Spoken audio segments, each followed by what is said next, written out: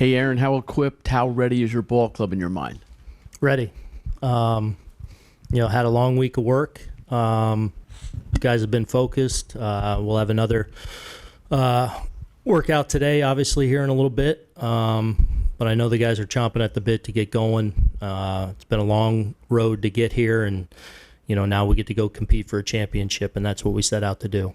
Do you think about the term long playoff run, or you just start with this series and go from here? Yeah, I mean, the here and now. We got the Kansas City Royals in here coming off a really strong series, playing with confidence. Our focus is on, Michael Wacha in Game 1, and that's you got to stay present, certainly, especially in the postseason. Up front on your left, Aaron. Brian, Aaron, you said yesterday you were going to let left field marinate a little bit. How's the marinating going? Good. I know, but I haven't talked to all the people yet, so I'm not going to reveal anything right now. Do you have a lineup in your mind for tomorrow? And Yeah, I do. Yeah. second row on your right, Justin. Have you guys arrived on a decision with Anthony Rizzo? We have not. He's going to test it some more today. Again, still feel like it's a long shot, but we'll see what we have today. But today's kind of that day of really finding out. Have you decided on whether you'll carry 11 or 12 pitchers? Just about, but still want to finalize that over the next few hours. Up front on your left, Chris. Austin struggled in September, didn't have many results. Are you still committed to him batting fourth in your lineup? Yes. And why is that? I just feel like within those, little bit of bump, I feel like we're seeing a real mature hitter. It's one at bat, but I go back to that at bat that we clinched in against Perez, where to me it was the at bat of that game that set us up, and it's just feel like he swung the bats well through this week. I feel like the week off probably served him well. Feel like he's had good live at bats this week, but I have a lot of confidence in the presence he brings there. And one row behind, Ian. Aaron, just with the uncertainty you had with Gerrit earlier in the season, how kind of comforting is it to have him go healthy going into the playoffs, and how do you think he's throwing? Right Yeah, I feel like he's throwing the ball really well. So there's no one else we'd want to hand the ball to. He's battle tested. He's pitched in a ton of big games in his career. Obviously, he's our ace. He's been through a lot this year, and working his way back from injury really for the first time in his career. And he's worked his tail off to get to a point, and it's been a process the whole way. But I feel like over the last really 6-8 weeks, man, he's throwing the ball really well, and we have a lot of confidence when we take the field behind him. And Peter, I think right next to you. My question was about Gerrit as well, but I'll ask you more specifically. Just, do you feel like he's returned kind of that Cy Young form, as the season's gone on? Yeah, I feel like he looks like Gerrit Cole, like an ace. He's got a lot of ways to beat you, a lot of ways to get you out. I feel like he's got a handle on his arsenal right now, and a pretty good command of the entire arsenal too. And excited to see him go do his thing tomorrow. Anthony? Aaron, the Pete Alonso home run last night, you have some familiarity with a moment like that in the playoffs. What went through your mind the minute you know the ball was out, and what was that trip around the bases like? Yours. Me personally? Yeah.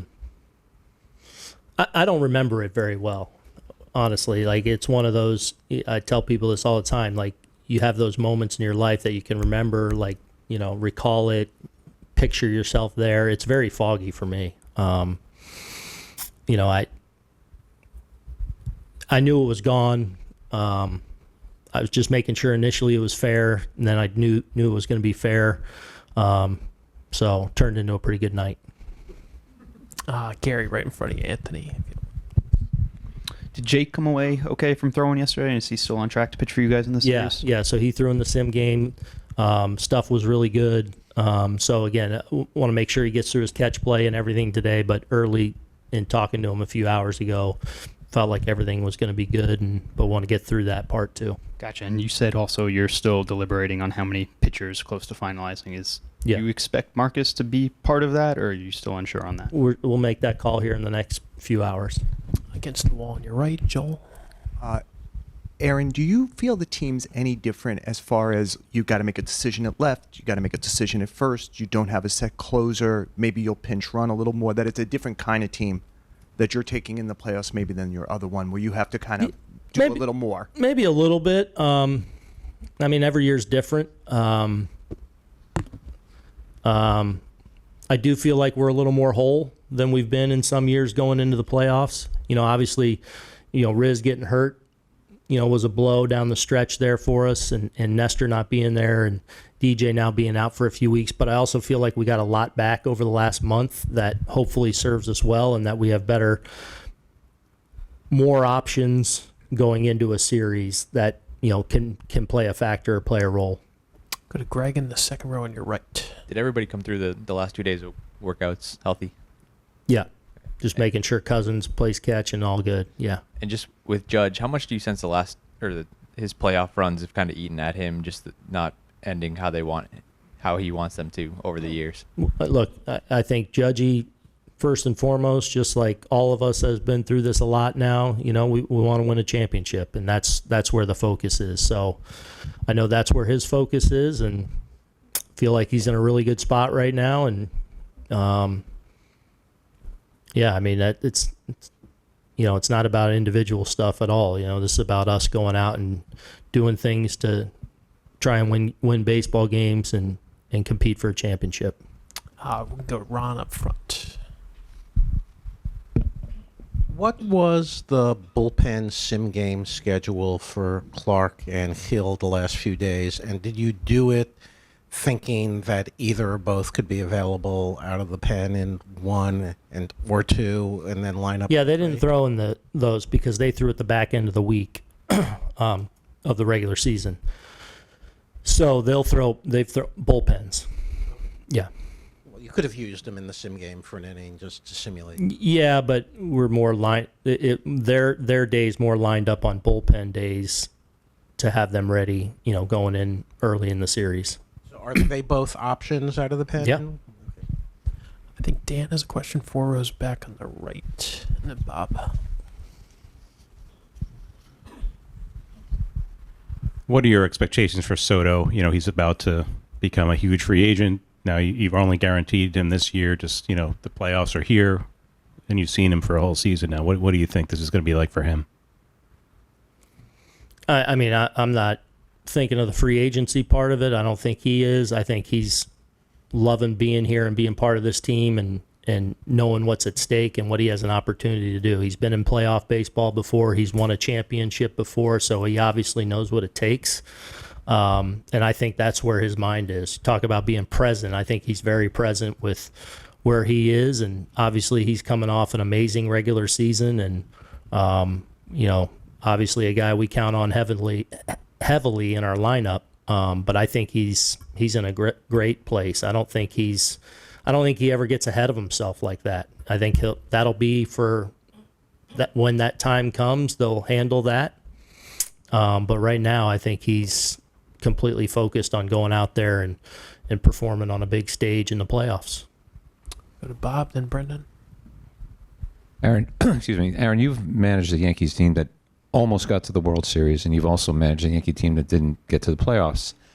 What's your intuition about this year's team? Where's it fallen within that spectrum? I think we have a chance to win it all. Mm-hmm. But I think everyone that's still going probably feels that same way, rightfully so.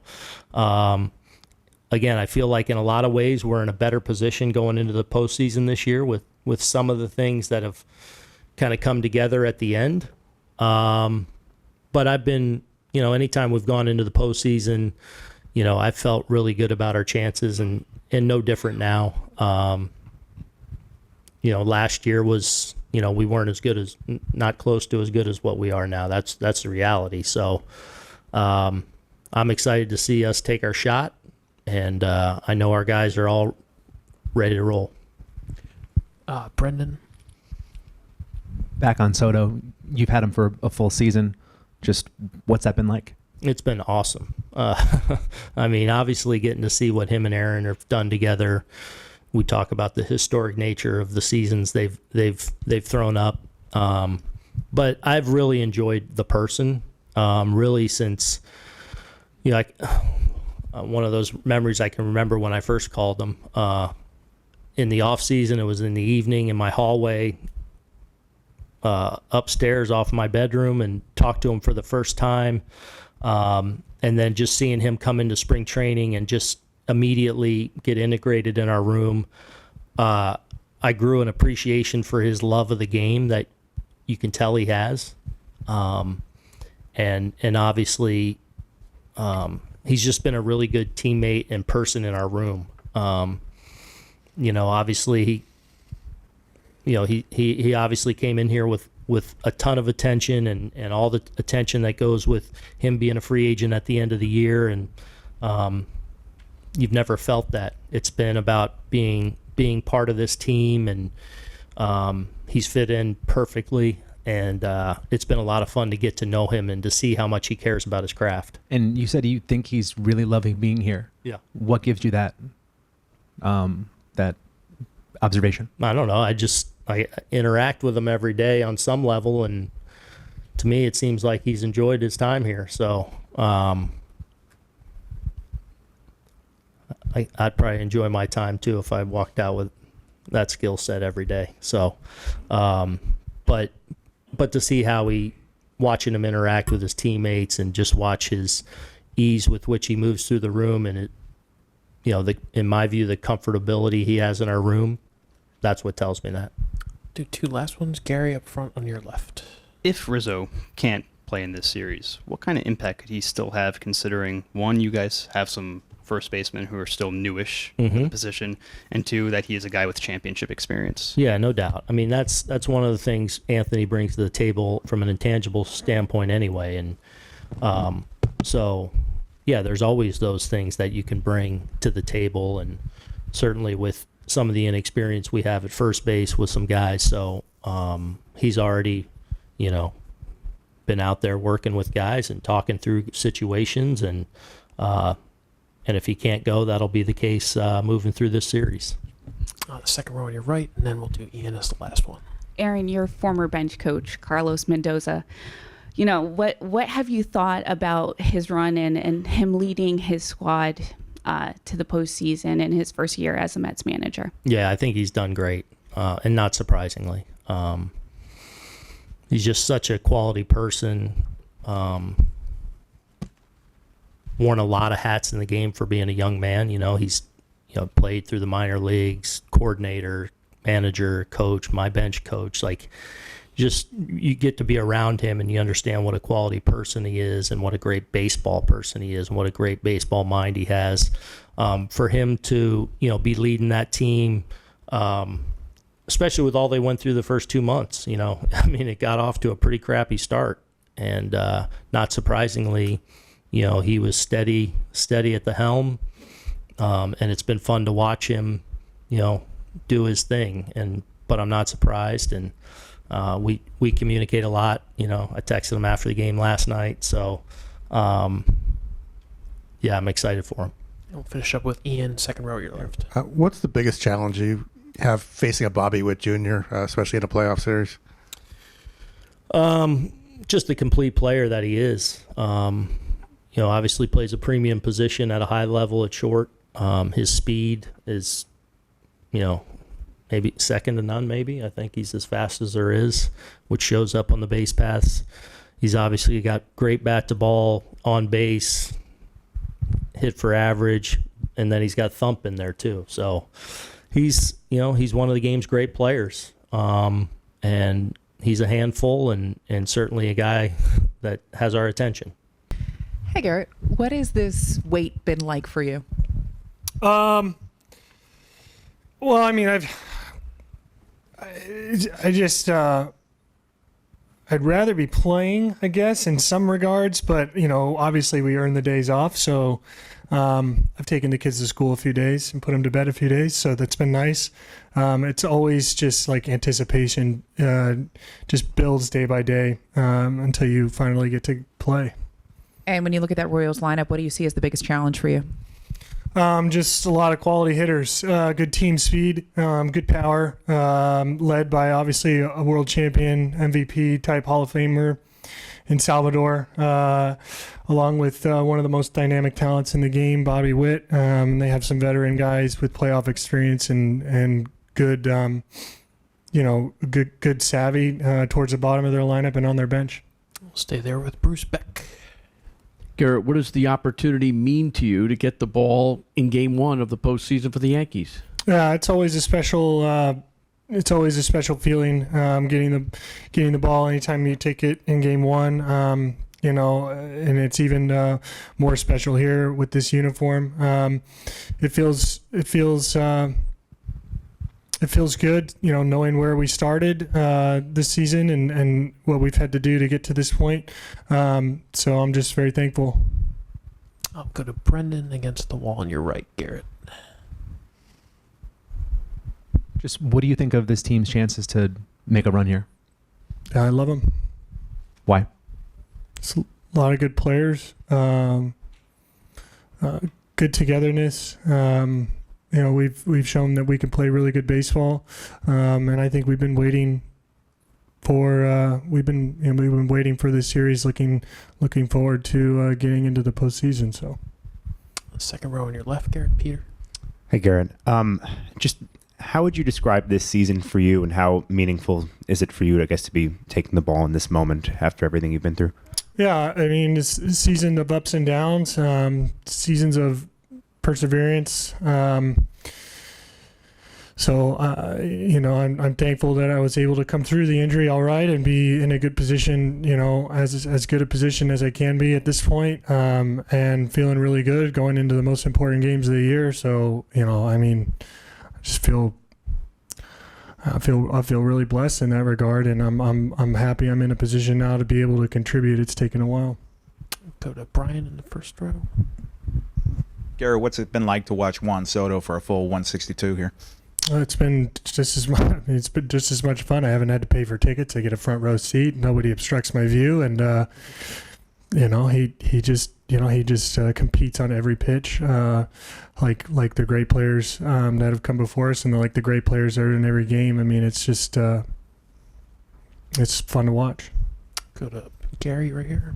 Gerrit, going back to the injury in spring training, Aaron Boone recently said that there was some uncertainty when you went down. Just what was your level of concern at the time, and what was your level of certainty you'd get back to this point? Would be hard to. Depends on what particular day you were talking about. The uncertainty there for a while. It would be hard to put like a rating on it, but. It was the first time going through something. So, like anybody else, the first time you go through something, you got to figure out how you're going to navigate it. I feel, like I said, I just feel really thankful for the whole process. I kind of got a second bite at the apple, and I'm in a really good position right now. So, I'm just overall thankful for it. Go to Anthony right behind you, Gary. Gerrit, Aaron Boone hit a pretty big playoff home run for this franchise. Does he ever talk about it in any context? Well, I don't know.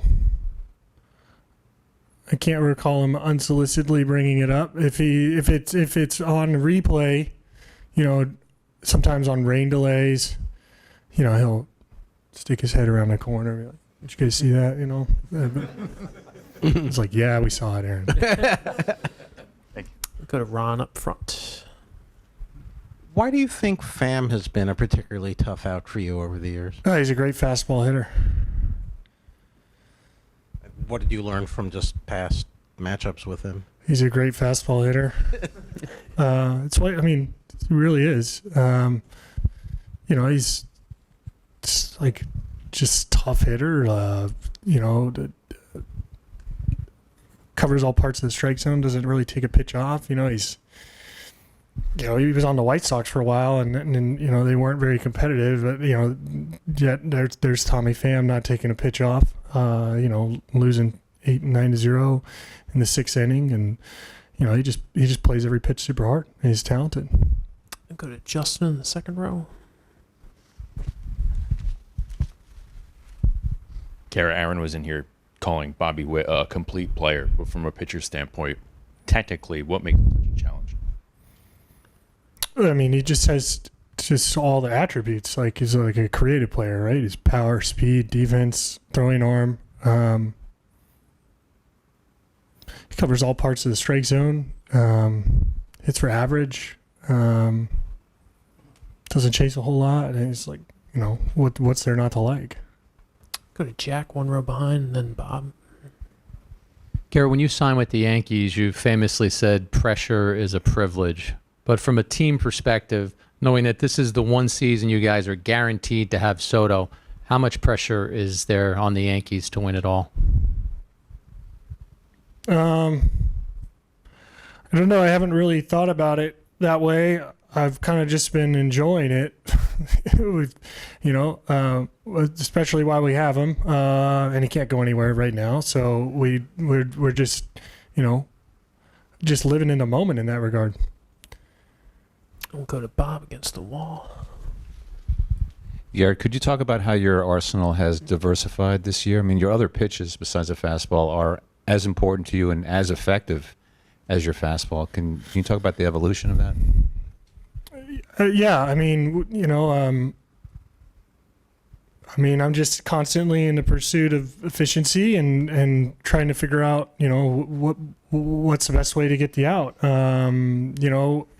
Whether it's changing speeds or throwing different breaks. Certain hitters have specific weaknesses, and depending on what I'm doing that day, if it makes sense to try to throw something that goes at that weakness, then that's certainly an option to try to collect an efficient out. But it's a lot of just constantly just adjusting more so than it's any like concerted effort. It's just trying to take in the information that the game gives you, and like I said, stay curious and be as efficient as you can. On your left, Gerrit, Max. Gerrit, watching Michael Wacha over the years, I'm sure you faced him in the Central a few times. Almost threw a no-hitter against us in the division series. So what makes him such a challenging matchup? Steep fastball, downhill, attacks the strike zone. He's had a great changeup for the last 12 years. Obviously, he's comfortable in big situations. He's got a couple other wrinkles in there. Good two-seam, good cutter, good curveball. He's been really good for a long time. Do a couple more. Ian in the second row. Gerrit, you've been fortunate enough to pitch in the playoffs a lot in your career. What's kind of different about that time of year? How much do you kind of enjoy and embrace that challenge? Yeah, it's obviously different, but your objective is to hone in your routine and your process during the regular season, and then go out and execute it regardless of how different the situation is. Hopefully, if you've put yourself in that position plenty of times before. I mean, obviously, I have experience, so that helps. But it's just like any baseball tournament that you get excited for as a 12-year-old. Like, it's like, okay, we get to go try to win something that's really important. It's obviously just higher stakes, higher leverage. Like every single pit, there's 3-0. You can't assume anybody's taken. I mean, in the middle of May, you might assume somebody's taken a 3-0 pitch. You don't necessarily assume that in these situations, regardless of the score. Momentum can change on any pitch. It's super exciting. I'll stay there with Peter. Gerrit, just what would winning the World Series mean to you? I've been trying to do that for a long time. That'd be great. That'd be amazing. Yeah, we got a long way to go though. So don't bring me there. We got to take care of Saturday first. Go to the fourth row on your right, Gerrit. Gerrit, just along those lines of the postseason difference. What's the difference from the crowd here at Yankee Stadium and the fans when you're out there throwing that first pitch for Game 1? Yankee Stadium just I feel like the passion comes through in the noise, and then like the pageantry of the stadium. It's hard not to think about like all the great moments of the franchise, and then it's 50,000 people, so it's a different sound. Sometimes you go to different venues and like the dome is closed and it's like a high pitch like screech, right? But it's 40,000, 36,000, 38,000. When it's here, it's open air, it's cold, and it's just the sound like fills you like from the feet up, and it's just a different sound. It's wonderful. Take two last ones, Ron and then Bruce. Does your knowledge of the umpire tendencies factor in at all to pitch selection and placement? That's a great question.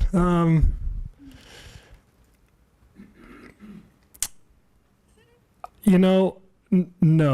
I can't recall. I can't recall studying an umpire strike zone before a game and going out there and trying to, exploit or take advantage of the tendencies.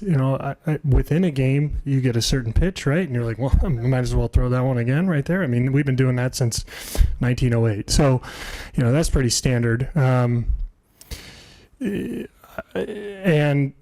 so no, not really. Not really. Thinking more like, you have this extra inch on the inside corner or outside corner on that day with that guy.